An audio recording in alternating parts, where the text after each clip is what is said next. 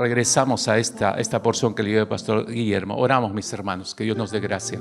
Padre, de verdad que en Cristo Jesús volvemos a colocar todo nuestro ser de manera integral. Señor, tu palabra, a través de un cántico mencionábamos cuán hermoso eres. Pero no solamente tú eres hermoso, tu palabra es hermosa, Señor, porque es vida.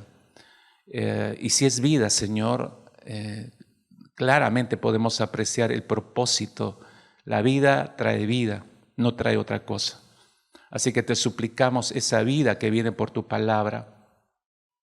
No porque estemos muertos, gracias a ti ya fuimos librados de la muerte espiritual, pero quizás algunos adormecidos, otros probablemente sí, muertos espiritualmente. Por favor, que llegue tu palabra, Señor, a las mentes, a los corazones, y nos conduzcas a ver las realidades tuyas en el nombre precioso de Cristo Jesús. Amén. Amén, Señor. Amén. Cierre de esta octava visión que tiene Zacarías. A partir del versículo 9, no es una nueva visión la que él tiene, sino es una misión prácticamente que le da el Señor después de las 8 visiones que le dio. Regreso al versículo, esta palabra que recibe Zacarías viene a continuación, inmediatamente después de la octava y última visión. Y usted ya sabe, vimos la semana pasada, esa visión de los 4 carros es la visión del juicio hacia todas las naciones gentiles. No va a haber ninguna persona que se va a librar de esto en el mundo, va a llegar el juicio de todas maneras. Entonces, versículos 9 y 10, vino a mí palabra de Jehová diciendo, enseguida de la visión, ¿no? Vino palabra de Jehová diciendo, toma de los cautivos, y le está diciendo a Zacarías, por eso digo, no es una visión esta, es algo que Dios le dijo directamente que tenía que hacer. Toma de los cautivos del cautiverio a Heldai, a Tobías, a Jedaías, los cuales volvieron de Babilonia, e irás tú en aquel día y entrarás en casa de Josías, hijo de Sofonías. Aquí se mencionan 3 nombres, mis hermanos. Voy a ir directamente, rápidamente al significado de esto, porque hay mucho que aprender aquí. Hay 3 nombres que está mencionando. Son 3 nombres que al parecer han regresado de la cautividad de Babilonia. Algunos historiadores dicen que ellos vinieron y fueron portadores de una ofrenda para la reconstrucción del templo. Otros dicen que vinieron a ver a sus familiares. De hecho, que uno de ellos tenía familia todavía allí, casa. Ellos no habían regresado con ningún grupo de los que regresaron al inicio, es decir, con el grupo de Zorobabel, no estuvieron en ese grupo. Posteriormente llegaron, ¿no? Pero al parecer, por lo que leemos, han llegado por su propia cuenta. Como digo, algunos historiadores piensan que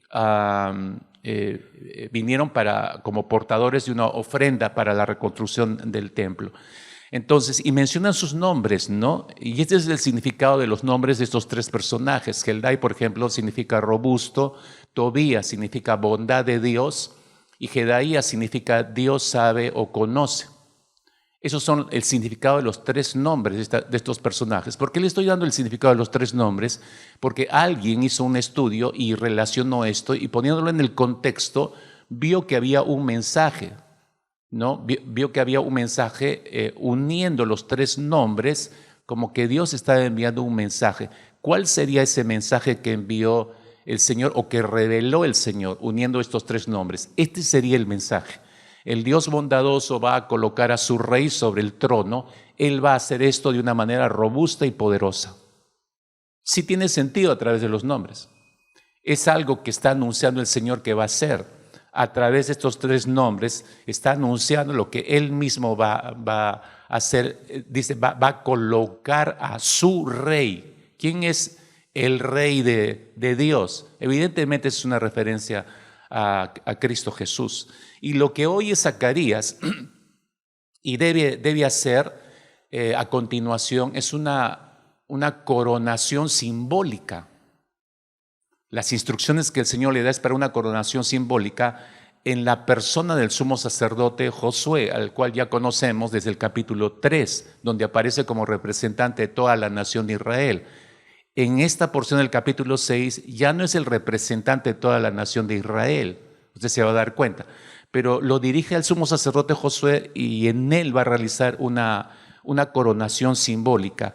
Y este cuadro representa, mis hermanos, la segunda venida de Cristo sobre la tierra en su reino milenial. Exactamente podremos cuadrarla ahí. Es algo que aún está por suceder, algo que está en el futuro, y Dios le está anunciando eso a Zacarías. La siguiente, por favor. Este es un cuadro que vimos la semana pasada, solamente para situar esta indicación que le está haciendo el Señor, esta coronación simbólica, ¿dónde ocurriría? Empezando el milenio. Después del juicio a las naciones empieza el milenio, y ahí estaría, al inicio estaría situada esa coronación. Es algo simbólico que le está enviando a hacer el Señor, pero detrás de ese simbolismo está anunciando lo que viene hacia adelante, lo que se va a concretar hacia adelante. Sigamos leyendo, versículo 11. Le dice, tomarás pues, le está diciendo a Zacarías, tomarás pues plata, oro y harás coronas y las pondrás en la cabeza del sumo sacerdote Josué, hijo de Josadat. Ahora, fíjese, esto es algo extraño en realidad. Y le explico por qué estoy diciendo que es algo extraño, porque Dios le está mandando a Zacarías que corone a Josué, el sumo sacerdote.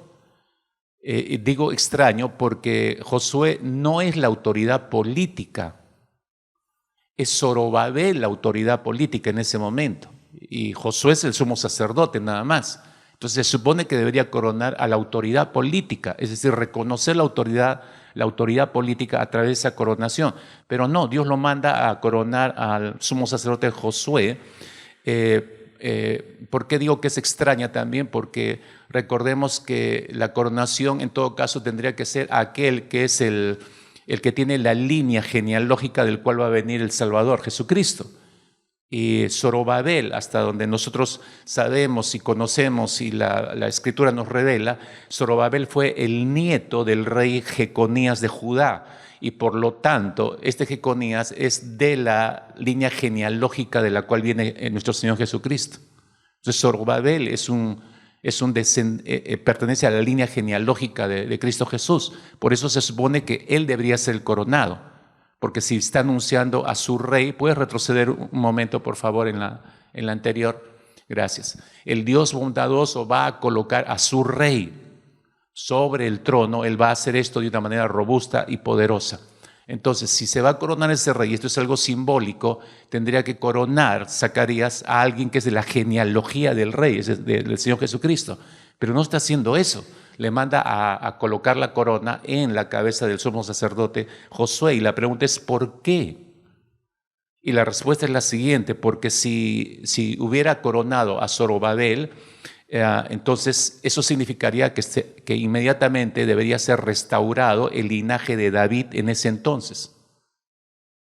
Debería ser restaurado el linaje del rey David entonces. Y Dios no tenía ningún interés en eso. Dios no quería señalar eso.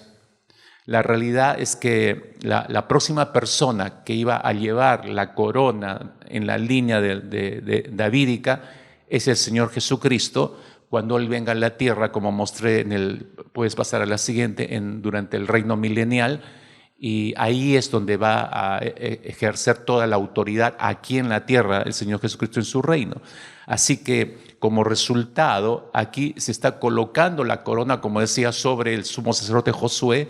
Él es el sumo sacerdote, Josué es el sumo sacerdote, por eso se le está colocando la corona sobre él. Pero hay una razón por la cual es sobre la cabeza del sumo sacerdote, y es porque, decíamos en el capítulo 3, Josué es el representante de todo el pueblo de Israel.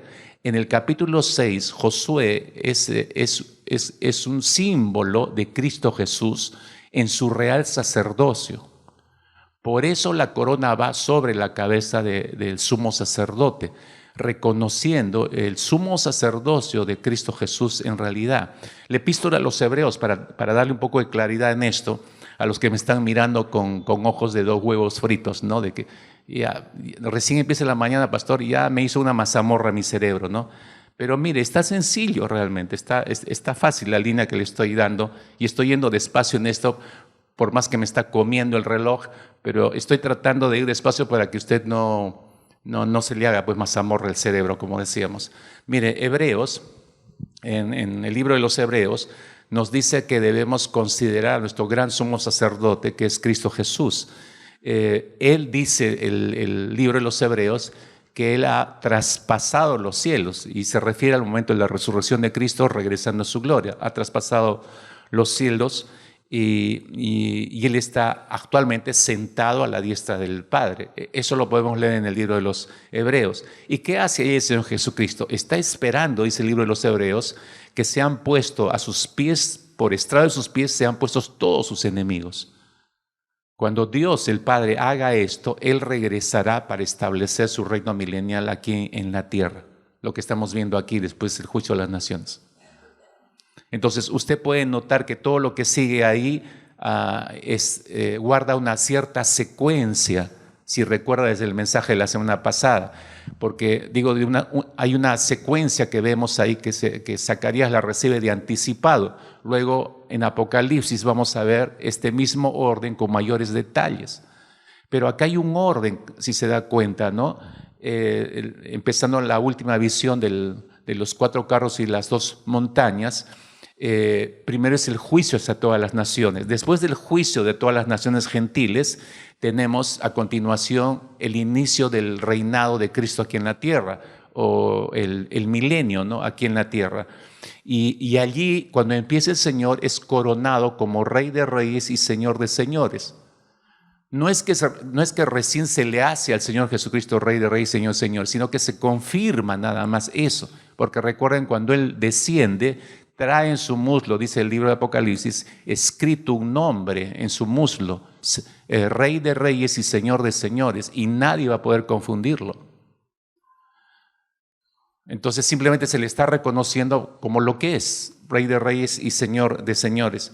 Pero en la profecía, en la visión de Zacarías, se está anticipando a ese momento a través de la visión de los 4 carros y la orden que le da el Señor de coronación del sumo sacerdote Josué, porque el sumo sacerdote Josué está prefigurando a Cristo Jesús cuando empiece el reino milenial, y lo está empezando como el sumo sacerdote Cristo Jesús.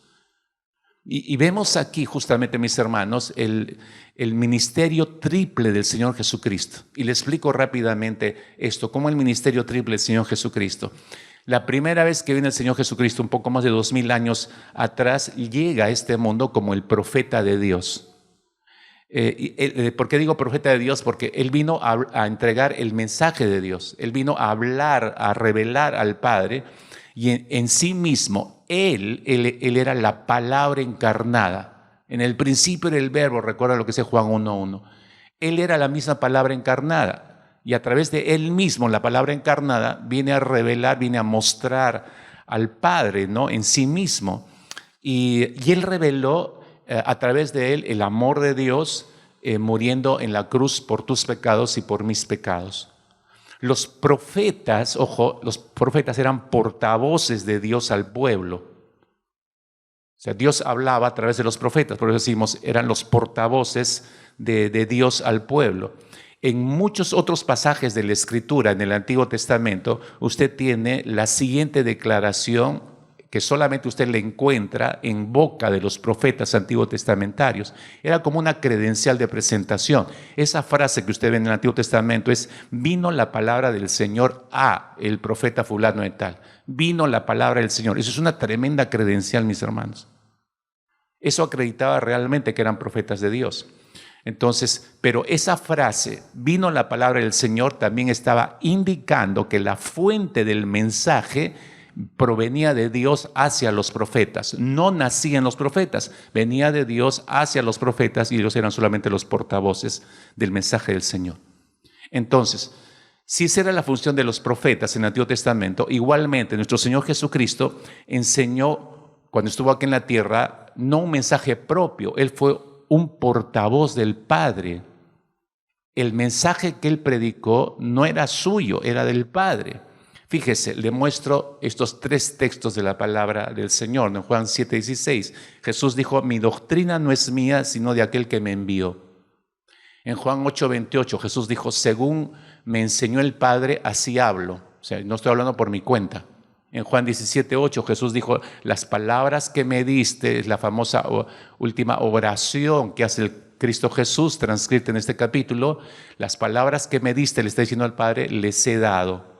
Esos 3 textos te das cuenta rápidamente que Jesús muestra el cumplimiento de su rol, de su papel como profeta aquí en la tierra, ya que era un vocero de Dios. Él no habló por su propia cuenta, sus ideas. Él comunicó todo el mensaje del Padre Celestial. Así que Él es el profeta de Dios. Cristo es el profeta de Dios. Jesucristo es el profeta de Dios. Pero también al mismo tiempo es el sacerdote de Dios en segunda instancia, su segundo ministerio. Si los profetas son los representantes o los portavoces de Dios, ¿qué son los sacerdotes? Los sacerdotes representan al pueblo delante de Dios. Representan al pueblo delante de Dios.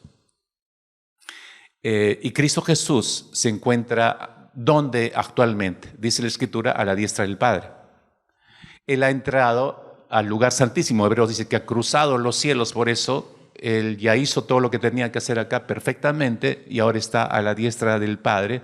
Y Él mismo entró y se presentó a sí mismo a través de su propia sangre, es decir, Él pagó con su propia sangre aquí en la tierra, cancelando de esa manera la deuda que era tuya y mía. Es como si tú estuvieras al tope en la cuenta de tu banco, estás al debe al banco, porque tienes un montón de deudas con el banco. Y un día vas preocupado, ya tú sabes que estás hasta el cuello, pero te atreves a asomar la cara al banco y dices, me gustaría saber cuánto es mi saldo. Y la cajera en el banco ve y te dice, bueno, usted no debe nada, su deuda es 0, usted no debe nada al banco. ¿Qué? ¿Cómo que no? Revise, por favor. Y vuelve a revisar. No, ¿qué pasó? No sé, alguien canceló toda su deuda. ¿Tú cómo sales del banco esa mañana? ¿Cómo sales? Como si hubiera sido arrebatado al tercer cielo, ¿no es cierto? Pero te vas a quedar, ya tú sabes que te vas a quedar, ¿no? Pero es como si te hubiera agarrado, ya, feliz, tuvieras. Así sales del banco, ¿no? No debo nada, no debo. Amas a todo el mundo, ¿no? Abrazas hasta el cobrador de la combi asesina, ¿no? Te sientes en otro planeta, eres feliz. Porque no tienes deuda 0. Ya, exactamente es lo que hizo Cristo Jesús por nosotros. Deuda 0, hermanos. Actualmente es deuda 0, todo lo hizo en la cruz, todo lo pagó por nosotros. ¿No te parece maravilloso eso, hermano mío? Cristo lo hizo por nosotros.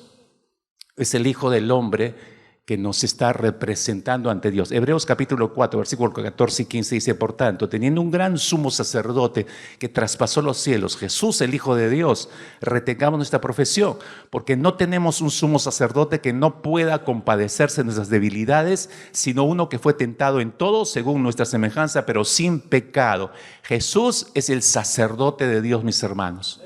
No solamente es el profeta de Dios, sino es el sacerdote de Dios.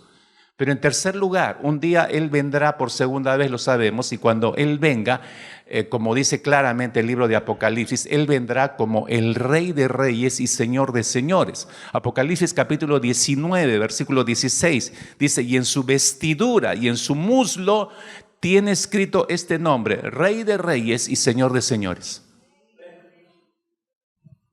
Por eso digo, nadie va a poder confundirlo al Señor. Todos vamos a poder identificarlo. Así que Él es el profeta, Él es el sacerdote y Cristo es también el Rey. De modo que la visión de Zacarías, en esta visión, el sumo sacerdote Josué es coronado como sumo sacerdote. Es una representación de la coronación de Cristo Jesús o del reconocimiento de Cristo Jesús como Rey de Reyes y Señor de Señores, que tendrá cuando empiece su reino milenial aquí en la tierra. ¿Entendieron eso, mis hermanos? ¿Les quedó en claro? Muy bien, se acabó el mensaje, vámonos ya. ¿Para qué más? Ya lo entendió, está bien, suficiente eso. No, pero faltan unos versos ya, ok. Zacarías capítulo 6, versículo 12, sigamos leyendo entonces. Y le hablarás, le está diciendo Dios a Zacarías, y le hablarás a Josué, no el sumo sacerdote, le hablarás en la coronación y le dirás, Así ha hablado Jehová de los ejércitos diciendo, he aquí el varón cuyo nombre es el renuevo, subraya eso en tu Biblia, si no lo tienes subrayado, el renuevo, el cual brotará de sus raíces y edificará el templo de Jehová. Ese versículo es tremendo, hermanos, es tremendamente clarificador. El renuevo no es el nombre del sumo sacerdote Josué, por si acaso, no es. Es el nombre profético que se le ha dado al Señor Jesucristo. Anote eso. Es el nombre profético que ha recibido Cristo Jesús. Él vino hace más de 2000 años atrás, como decía hace un instante, como el renuevo. ¿Qué cosa es el renuevo? Para que tengas una idea. Un renuevo es una raíz de tierra seca o es un tallo tierno que nace de una planta podada. Pero podaron un árbol y después de un tiempo, no sé si te has fijado, de pronto sale una ramita. Ese es el renuevo. Una planta que ha sido podada y sale una rama nueva. Fíjate, Isaías capítulo 53, tú sabes, ese capítulo es supremamente importante, es mesiánico al 200% y describe todo el sufrimiento del Mesías cuando llegó aquí para subir a la cruz y pagar tu deuda y mi deuda. Isaías 53, versículo 2, dice lo siguiente: subirá cual renuevo delante de él. Utiliza ahí el término renuevo. Ya sabes lo que es un renuevo. Se está refiriendo a Cristo Jesús. Subirá cual renuevo delante de él y como raíz de tierra seca, no hay parecer en él ni hermosura. Está describiendo en esas frases, el Señor quedó literalmente, hermanos, el Señor quedó maltratadísimo después de toda la golpiza que le dieron antes de crucificarlo. No solamente fue la azotada, sino lo agarraron a puñetazos, lo maltrataron terriblemente, lo dejaron, dicen los historiadores, desfigurado. Fijándonos en esta parte de la profecía de Isaías 53, no hay parecer en él, eso significa, ni hermosura. Le veremos más sin atractivo para que le deseemos. Cuando yo me doy cuenta que en su humanidad tal maltrato, el Señor, no sé si usted vio Mel Gibson, norteamericano que hizo la película La Pasión, captó bien este punto. Y aunque muchos lo criticaron demasiado sangrienta la escena del azotamiento antes de la crucifixión y la crucifixión, pero creo que este cineasta captó exactamente lo que Isaías decía. Así lo dejaron al Señor Jesucristo, hecho un guiñapo en su carne. Por eso perdió toda su hermosura, ya no tiene ningún atractivo, pero pierde el atractivo, pero es más atractivo todavía, porque hizo esto este hombre, ¿no? Por eso el soldado se queda admirado, ¿no? Verdaderamente este era el Hijo de Dios, tiene que admitir al final. Ojalá todos admitieran eso, ojalá tú admitieras eso.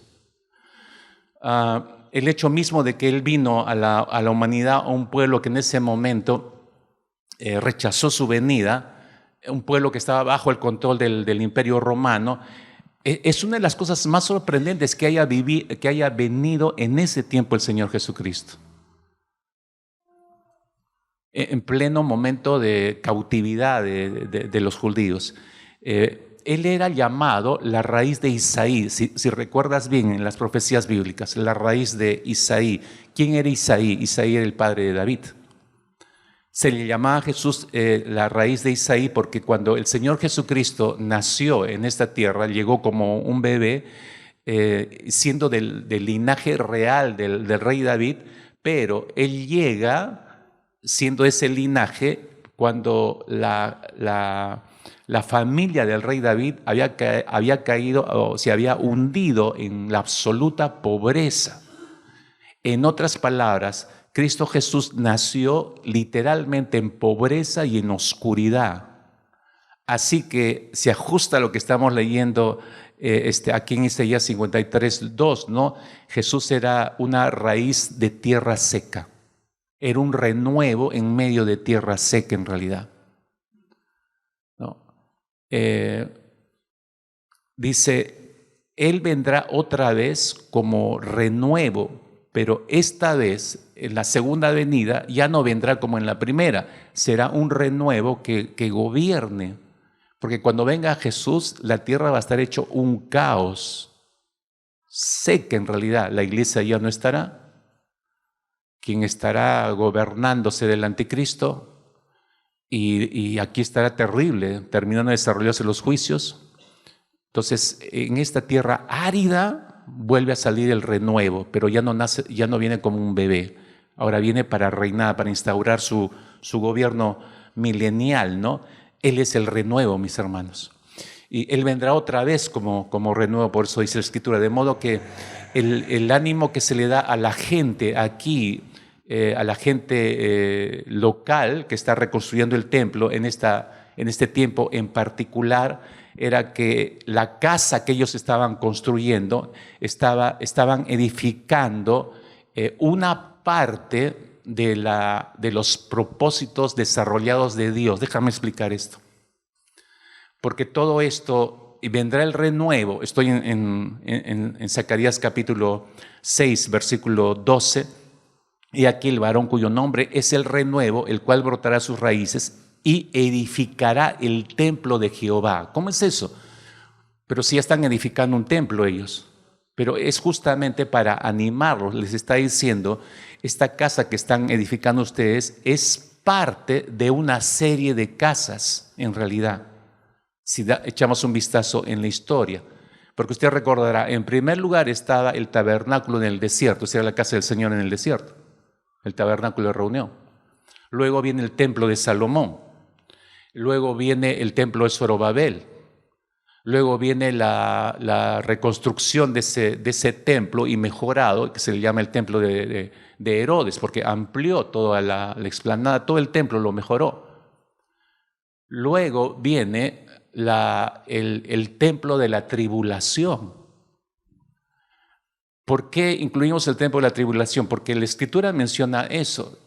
Regresando a nuestro cuadro escatológico, si puede regresar, Dianita, a ese cuadro, recuerda que los 7 años, que está dividido en 3 años y medio, gracias, empieza con los primeros juicios, los 7 sellos. Al inicio, decíamos, de este periodo, el anticristo se revela y hace un pacto con Israel. Cuando hace un pacto con Israel y empiezan los primeros 3 años y medio, la tribulación, parece que todo hay paz, porque el anticristo trae paz. Hay un acuerdo con Israel por 7 años de paz, pero ese acuerdo lo va a violar después de los 3 primeros años y medio, y ahí empieza el segundo tramo, la gran tribulación. Pero durante la tribulación, al parecer, ya existe un templo construido. En la carta a los tesalonicenses menciona eso, y Daniel también, el profeta Daniel menciona este asunto. Al parecer, muchos plantean que el templo se va a reconstruir antes del rapto. Antes del rapto de la iglesia, el templo va a ser ya construido en Jerusalén. El problema es que se debe construir donde está el domo dorado. La piedra fundacional, recuerdan, esa es propiedad musulmana. Los musulmanes jamás van a querer que se construya ahí un templo. Y sin embargo, ese templo va a ser construido en ese mismo lugar.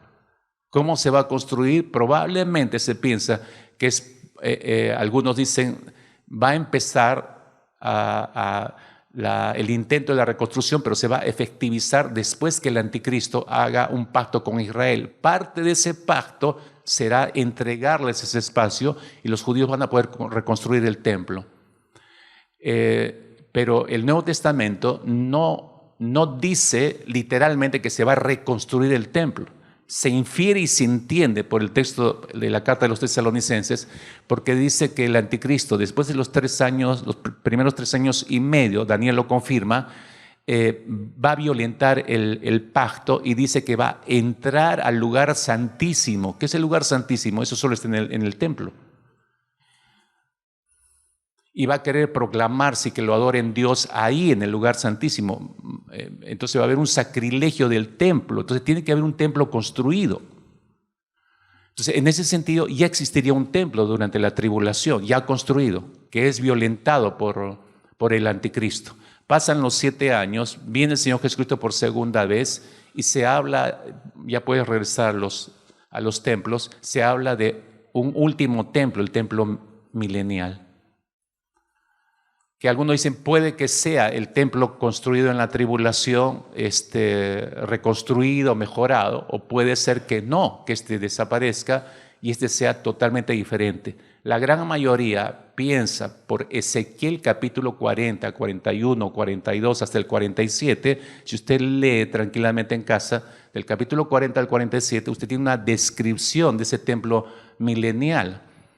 Y no puede ser igual a los otros templos porque cuando lee usted Ezequiel se da cuenta las dimensiones y la forma es totalmente distinta a todos los demás templos.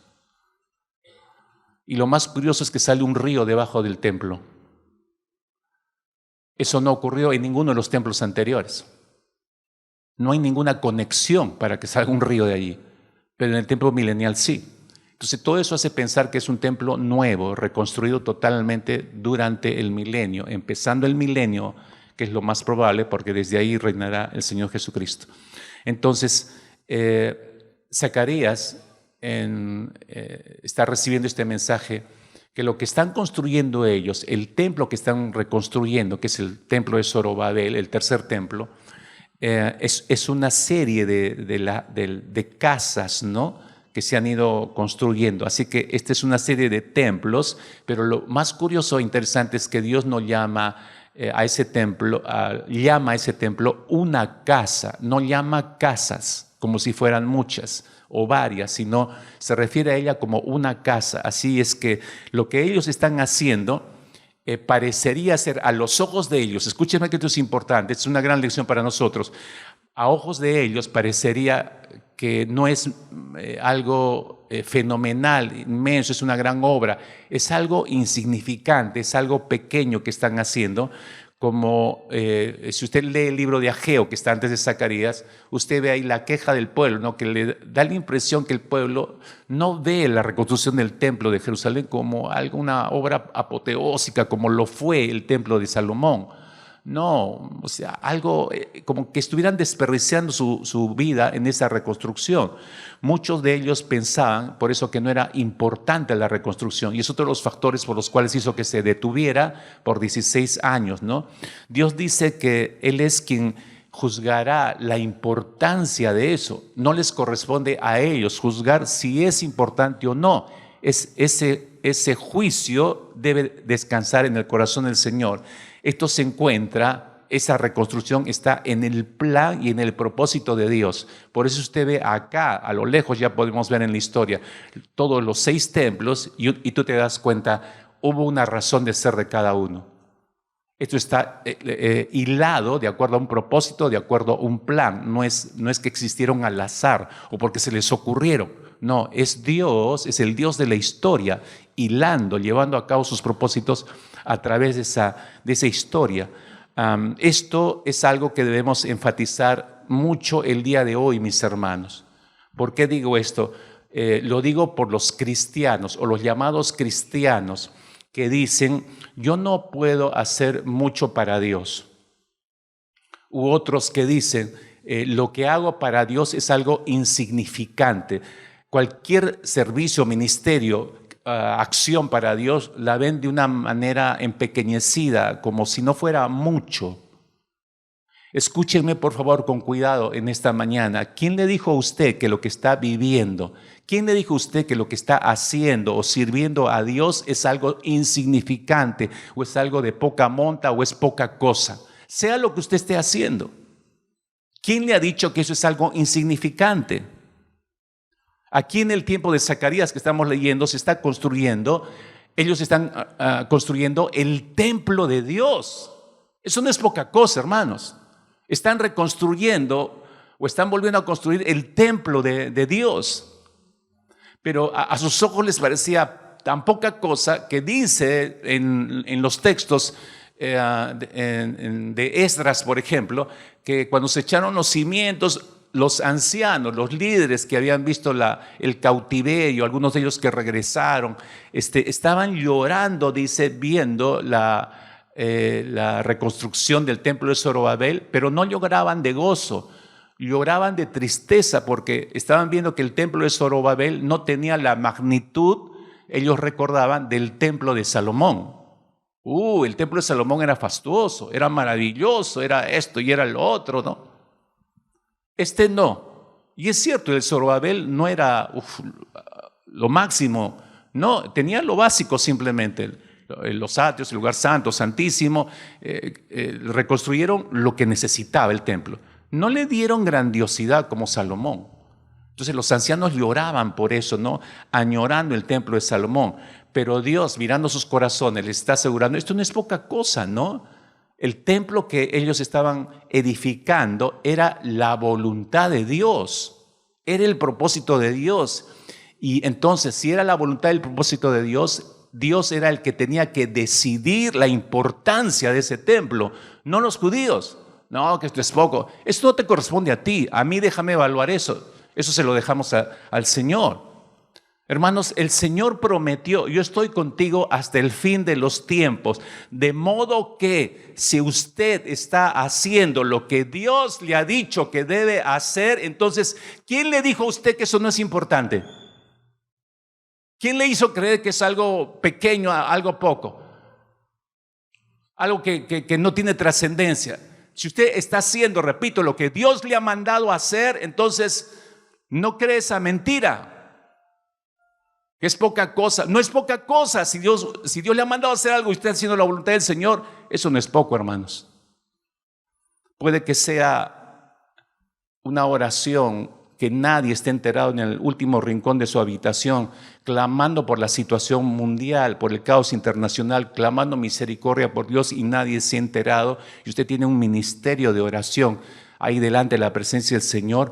Puede que sea esa enseñanza a los niños muy pequeños que semanalmente usted está desarrollando y nadie sabe cuánto le ha costado elaborar esa lección, que la está dando en un aula encerrado y nadie está enterado que ni siquiera usted existe enseñando a esos niños. Puede que sea esa evangelización diligente, constante, persistente, dirigida a gente olvidada sin que nadie se lo diga, y usted está ahí llevándoles el evangelio a personas que muchos consideran como despreciables, que nadie ve o nadie conoce, pero que le cuesta a usted lágrimas, clamor delante del Señor. Pero ¿quién se entera de eso? Solamente el Señor.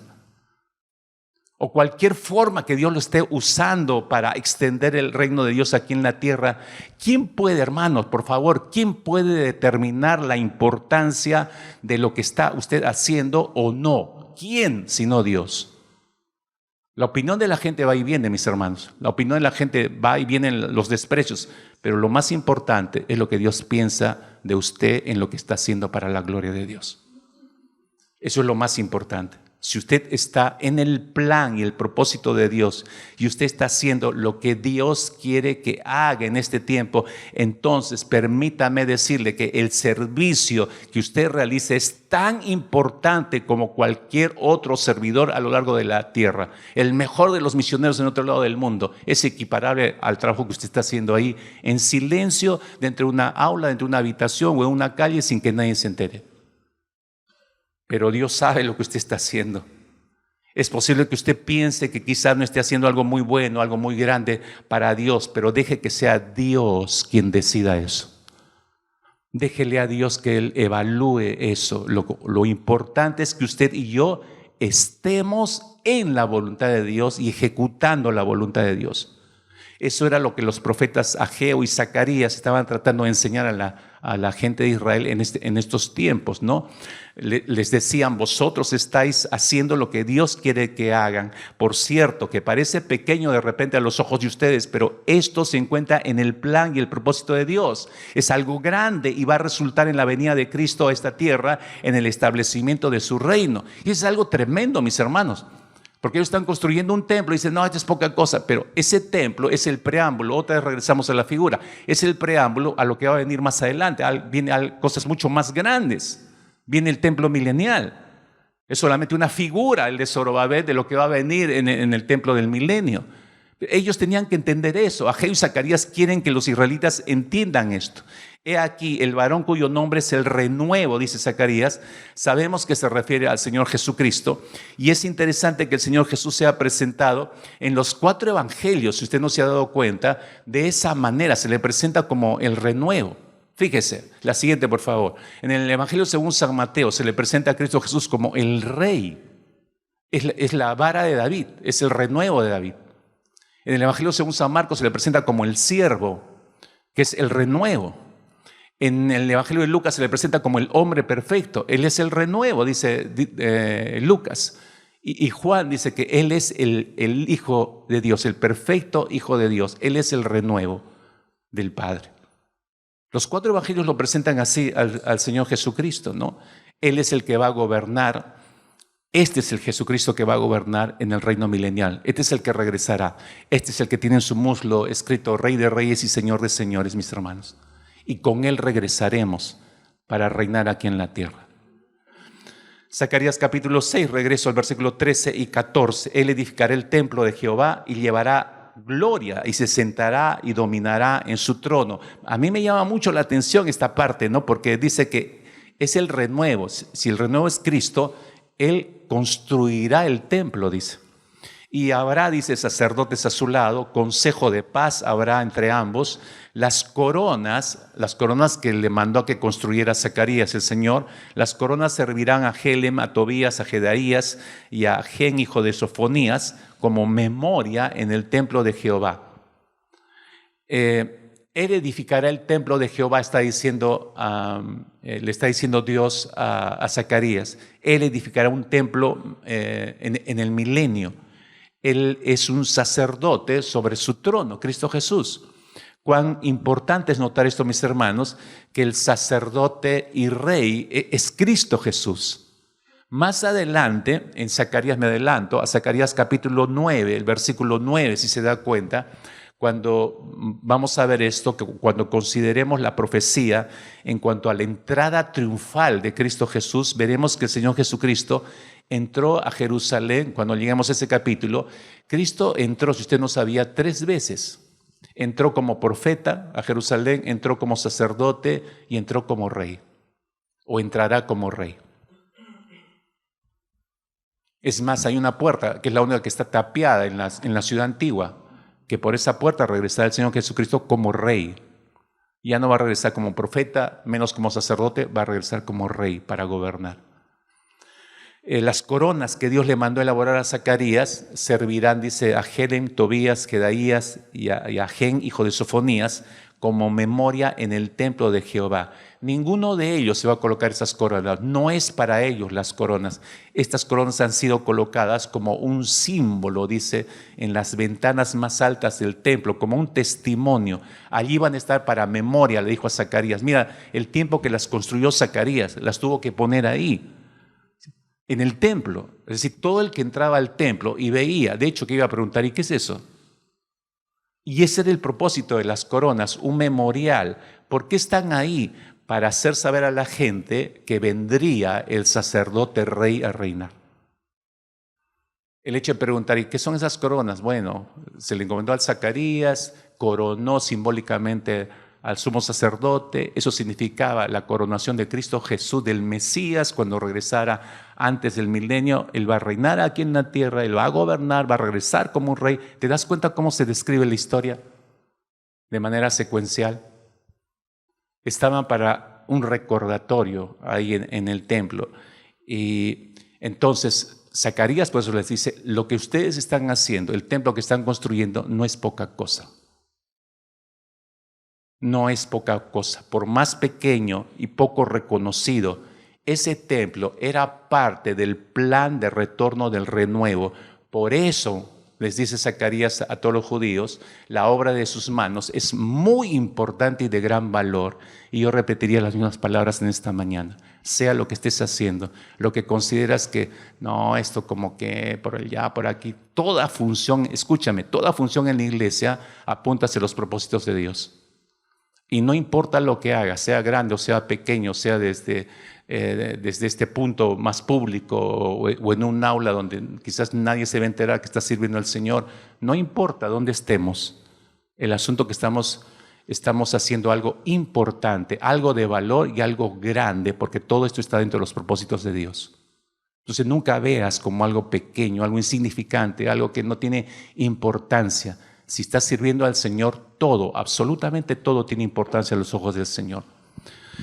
Regreso a Zacarías, capítulo 6, versículo 15. El último versículo dice: los que están lejos vendrán y ayudarán a edificar el templo de Jehová, y conoceréis que Jehová de los ejércitos me ha enviado a vosotros. Y esto sucederá si oyereis obedientes la voz de Jehová vuestro Dios, ¿no? Isaías también confirma el hecho de la llegada de gente no judía, gentil, que va a venir a Jerusalén para ayudar en la reconstrucción del templo. Y del templo en Jerusalén en el tiempo del milenio. Es sorprendente. Fíjese, Isaías capítulo 2, versículo 2, Isaías 2:2, dice: acontecerá en lo postrero de los tiempos que será confirmado el monte de la casa de Jehová como cabeza de los montes. Eso será en el tiempo milenial. Y será exaltado sobre los collados y correrán a él todas las naciones. Correrán a él todas las naciones. Fíjese cómo está el panorama mundial ahora. Todos quieren pasarle la aplanadora a Israel, hacerlo desaparecer. Pero por donde quieren pasar la aplanadora, ahí va a estar el templo. Y ahí correrán todas las naciones. ¿No le parece un poco extraño y contradictorio si lo vemos a la luz de todo lo que está pasando en la actualidad? Pero es verdad. Recuerde, en Zacarías 6, recuerde los versículos 12 y 13 de este capítulo 6 de Zacarías, dice que Cristo, el renuevo, edificará el templo. Y en el versículo 15 agrega: y los que están lejos vendrán y ayudarán a edificar el templo de Jehová. Esto es corroborado una vez más por Isaías, capítulo 56, versículos 6 y 7, que dice: y a los hijos de los extranjeros, eso se refiere a los gentiles, ¿no?, que sigan a Jehová para servirle y que amen el nombre de Jehová para ser sus siervos, a todos los que guarden el día de reposo para no profanarlo y abracen mi pacto, yo los llevaré a mi santo monte y los recrearé en mi casa de oración. Los holocaustos y sus sacrificios serán aceptos sobre mi altar, porque mi casa será llamada casa de oración para todos los pueblos. Es otra cita más referente al tiempo del milenio. Fíjese en la frase: y conoceréis que Jehová de los ejércitos me ha enviado a vosotros. Esa frase, tú ves en la trama de la lectura, parecería que da un giro. Ya no está hablando Zacarías. Parecería que está hablando el Señor mismo, el renuevo, por el contexto, por los versículos anteriores. Parecería que fuera el propio Cristo Jesús diciendo esto, anticipándose que cuando toda la palabra de Dios, todo lo que le está mostrando a Zacarías de anticipado, cuando todo eso se cumpla, ¿no?, cuando existe el templo milenial, cuando Él realmente esté empezando su reinado milenial, ahí hallará el cumplimiento de todas estas profecías. Todos comprobarán que verdaderamente el Señor envió a su renuevo para reinar. Eso está diciendo. Es como si el propio renuevo estuviera mencionando esto. Y luego agrega, dice: y esto sucederá si oyereis obedientes la voz de Jehová vuestro Dios. No debemos entender ese final, mis hermanos, que el cumplimiento de todas estas indicaciones, estas profecías, no quiere decir que se cumplirán si ellos obedecen. No es en ese sentido, porque la profecía está ya dentro del plan de Dios. Las profecías están en los propósitos eternos de Dios y nada las va a frenar, nada las condiciona. Dios ya las mencionó, las dijo, las programó y va a ocurrir tal cual. No depende de tu obediencia o mi obediencia o desobediencia. No depende en absoluto de nosotros. Se van a llevar a cabo. Más bien este último versículo, esta última frase: y esto sucederá si oyereis obedientes la voz de Jehová vuestro Dios, más bien significan que la fe de ellos, su fe en las profecías mesiánicas que se están dando, si ellos la creen fervientemente, eso les va a motivar en sus vidas a llevar una vida de obediencia al Señor, esperando el cumplimiento de esas profecías. Y al experimentar el cumplimiento de esas profecías, si es que llegan, entonces van a ser bendecidos. Su obediencia, su vida de obediencia les va a permitir ver el cumplimiento de las profecías y la cosecha de esa obediencia hacia el Señor. Todo esto fue dado por Dios a través de Zacarías para animar al remanente de Israel, que estaba desalentado, desanimado, estaba tratando de construir un templo en una actitud errada y aparte menospreciando la obra del Señor. La gente quería abandonar, por eso la construcción del templo. Y Dios levanta a estos dos profetas, Ageo y Zacarías, que se vuelven dos paladines de la defensa de los propósitos del Señor. Y en ese entonces la gente no solo se sentía desilusionada y desanimada, y la tarea de reconstrucción había sido un poco frenada, ¿no es cierto?, sino que parecía que era tan pequeño a los ojos de ellos e insignificante cuando se le comparaba con el templo de Salomón. Obviamente no tenía punto de comparación. Pero Zacarías y Ageo les recuerdan, ustedes no tienen que estar mirando al templo de Salomón, ustedes tienen que estar mirando al Señor. Y tienen que confiar en los criterios de Dios. Este templo está en los planes de Dios. No será tan grandioso como el de Salomón, pero está cumpliendo los propósitos del Señor. Y aquí es donde termina, si te das cuenta, el proceso de las visiones.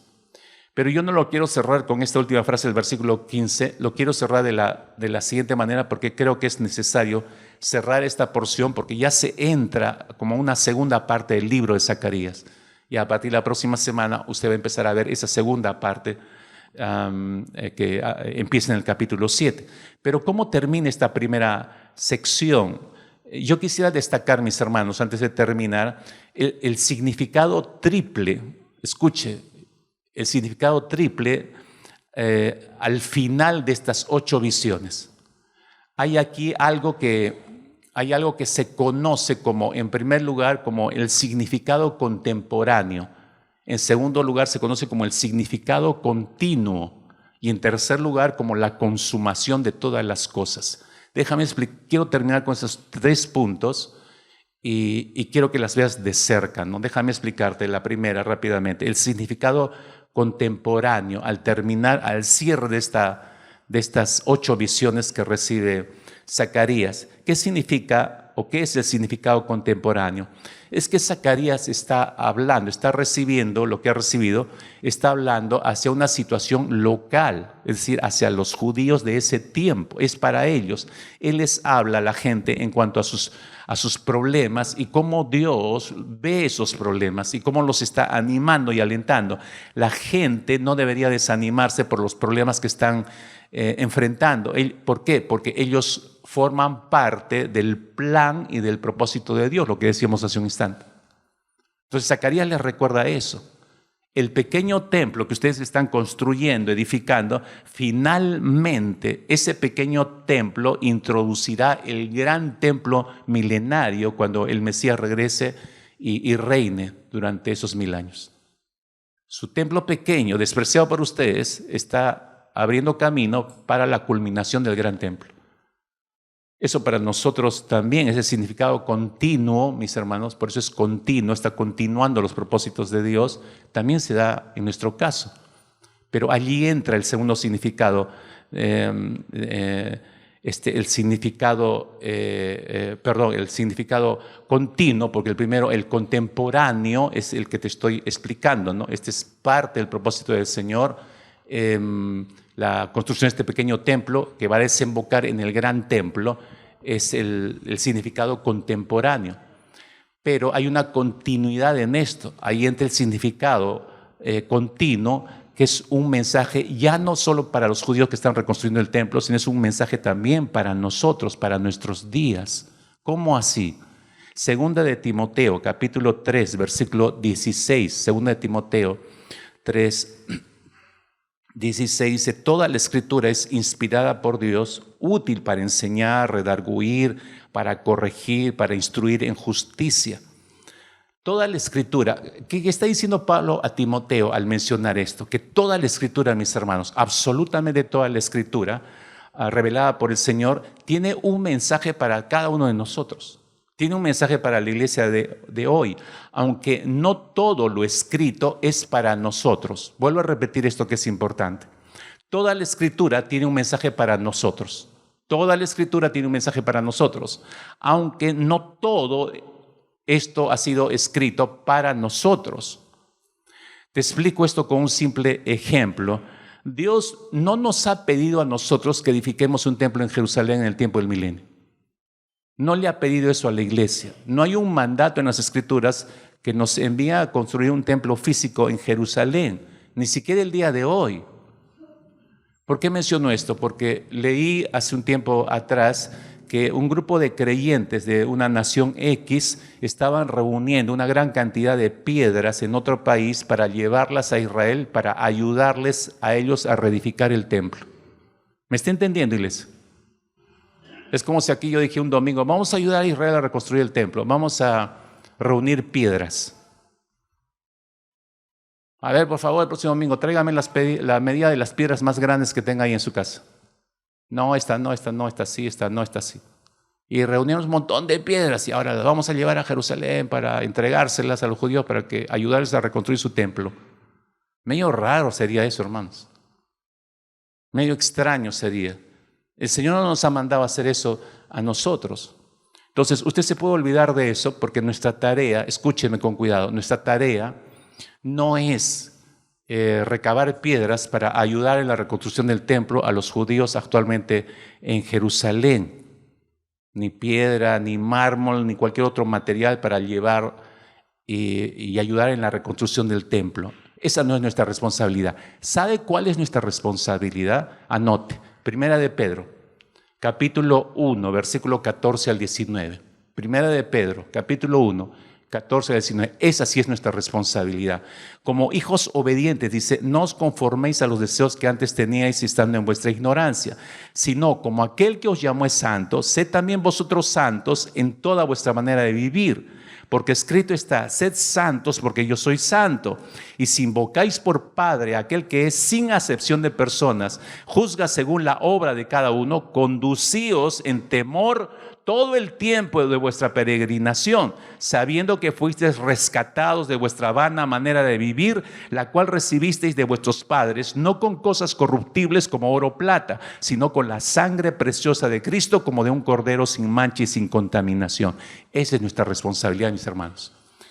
Y te he puesto en rojo los mandatos específicos, como para que no te pierdas. Hay 3 cosas puntuales que es nuestra responsabilidad hacer. No conformarnos, decirlo, ser santos como el Señor, conducirnos con todo temor durante el tiempo de nuestra peregrinación aquí en la tierra.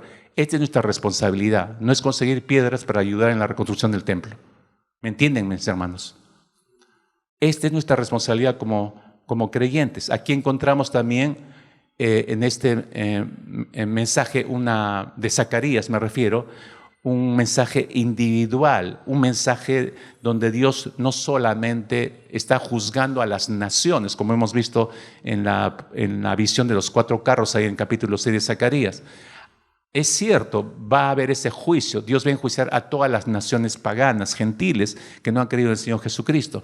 Sí, pero no solamente está juzgándose a las naciones, sino no debemos olvidar. Mira la otra cara de la moneda. ¿Cuál es la otra cara de la moneda? Que Dios está juzgando a las personas de manera individual, no solamente a las naciones en bloque, está juzgando a las personas en manera individual. Déjame explicarte esto. La semana pasada, el primer ministro israelí, Netanyahu, dio su discurso en la Organización de las Naciones Unidas. Y él lanzó un llamado así específico en medio de su discurso, después de explicar toda la problemática de Gaza con los de Hamás, lanzó un llamado específico. Y fue directamente a los de Hamás. Dijo, me dirijo específicamente a todo el grupo de Hamás a que 2 cosas, depongan las armas y regrésenos a nuestros rehenes. Depongan las armas y regrésenos a nuestros rehenes. Y dijo, si ustedes no hacen eso, y estaba hablando directamente con los de Hamás, si ustedes no hacen eso, deben saber que no importa dónde escapen o traten de huir, no importa dónde vayan, Israel los va a encontrar.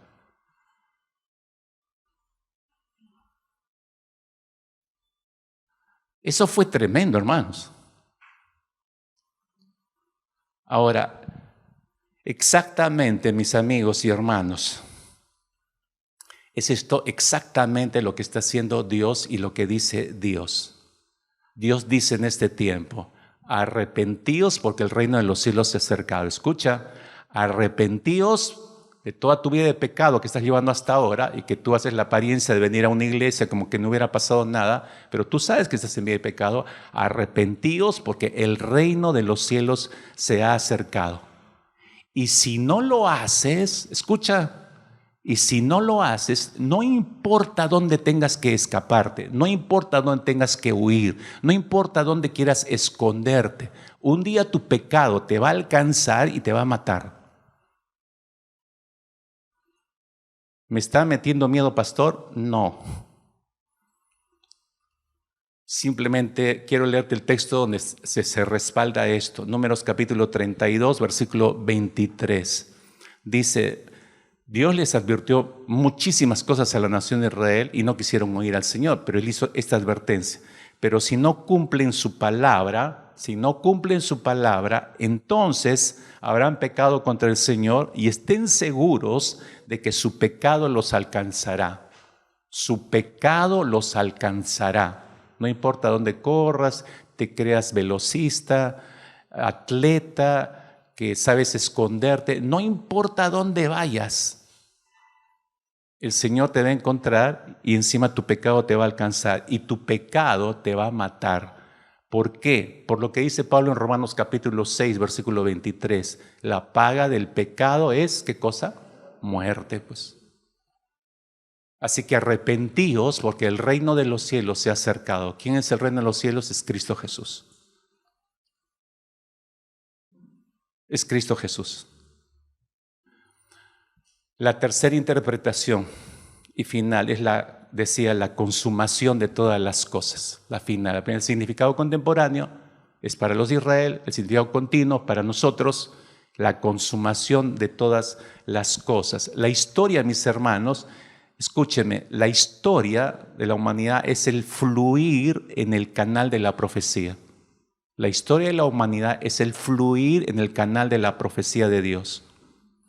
Repito el versículo 12 de Zacarías 6.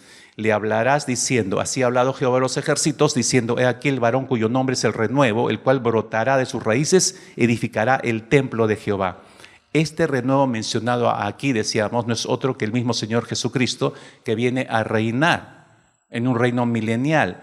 Esa raíz de tierra seca que ya hemos explicado, por eso se le llama el renuevo, es el que murió por nosotros sobre una cruz, es el que canceló toda nuestra deuda de pecado.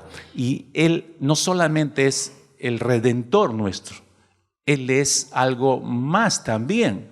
¿Cómo algo más?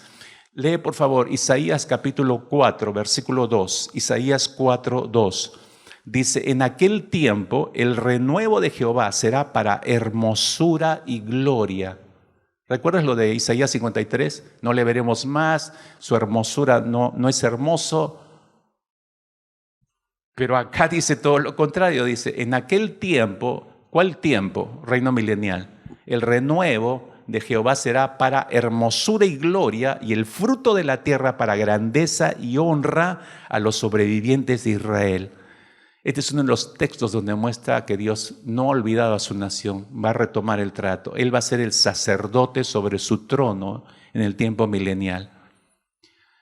Y aquí en Zacarías capítulo 6, versículo 15, una vez más, él está diciendo que el templo que estaban ellos construyendo, edificando, escucha, no era un fin en sí mismo. El templo que ellos estaban construyendo no era un fin en sí mismo, sino que señalaba la venida del renuevo, señalaba la llegada del Mesías, del Cristo Redentor, señalaba su reino milenial.